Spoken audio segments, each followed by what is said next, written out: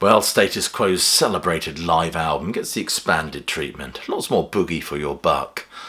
Let's get into this, shall we?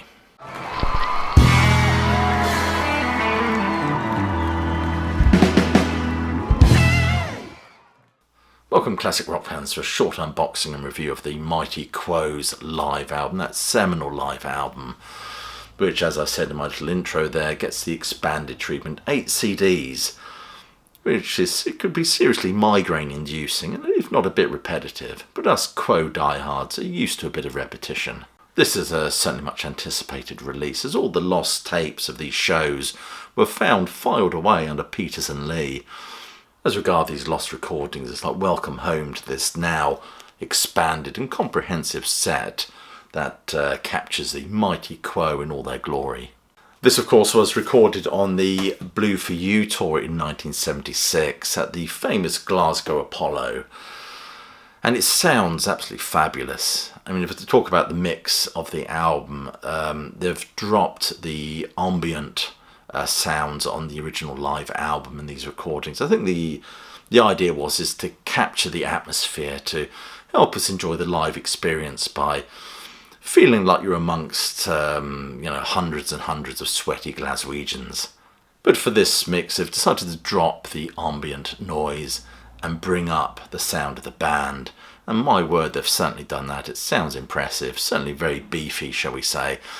And the separation of the instruments is absolutely fantastic. You can hear everything that's being played, the vocals, and it's just now an even better live album, if that's even humanly possible.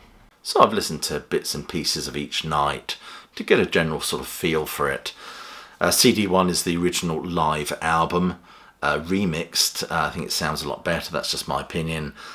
And what's also interesting is they've actually put the tracks in their original order, in the order that they were actually played on the night, rather than the order of the original live album. They had to mess about with the order for the original live album because of the time constraints of vinyl. But no such shenanigans here. What you see is definitely what you get.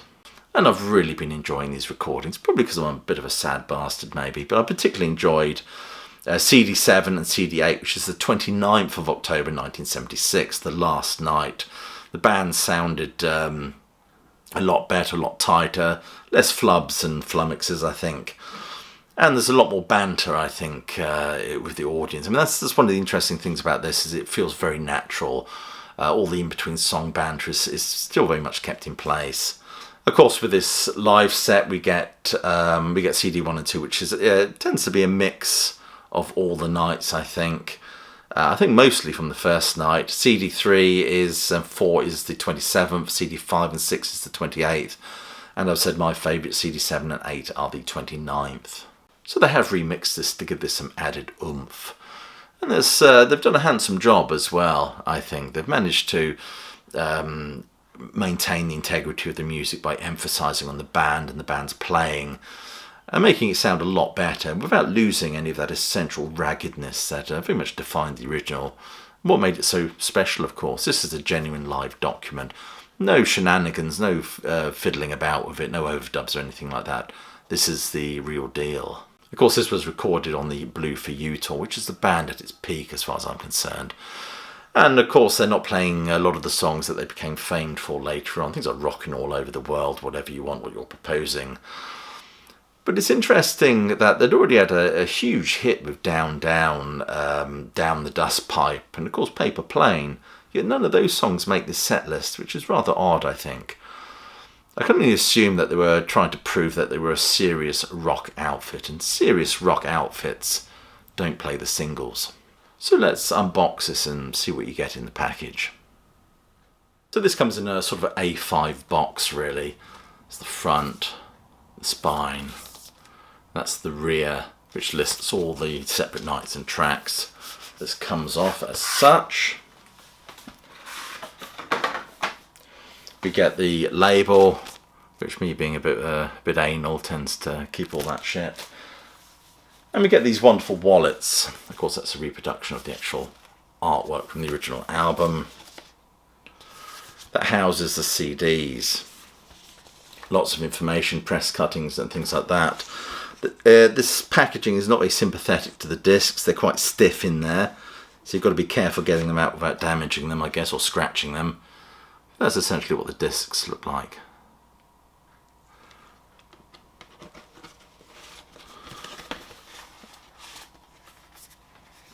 Lots of information and things like that as well. Interesting reviews, archive press cuttings, which I love all that stuff. Then we get the second folder like this, which also folds out and houses the other discs, the other 4 discs. It's an 8-disc set overall. There was a box set of Live that came out a few years ago, and that included a show recorded in Japan.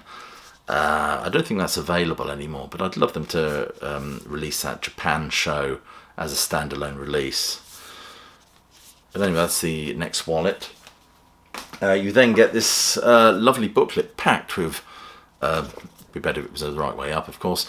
You get this wonderful booklet that's packed with information about Quo at this time and the recording of these shows.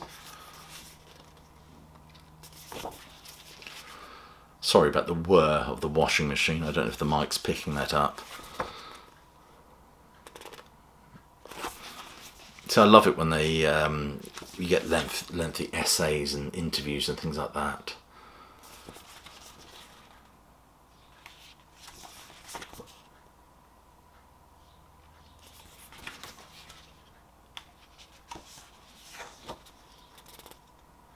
It's a famous Blue For You sleeve.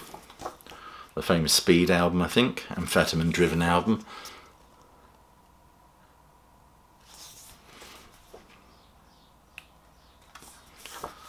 I mean, Quo would have been I saw Quo quite a few times over the years. They were always very powerful, very good live. I think seeing them around about 76 would have been something else.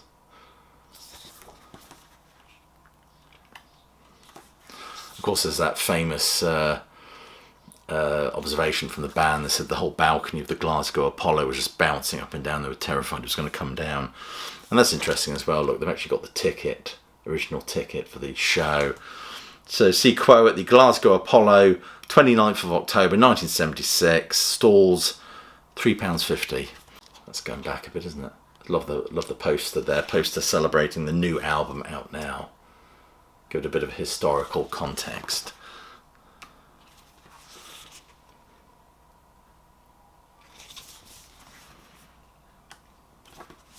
Fabulous. New double album recorded at the Glasgow Apollo, Quo Live. Of course, Quo's 12 bars, wasn't it? 12 Bar Blues. I think that compilation album was an album that everyone had in their collection in the 80s.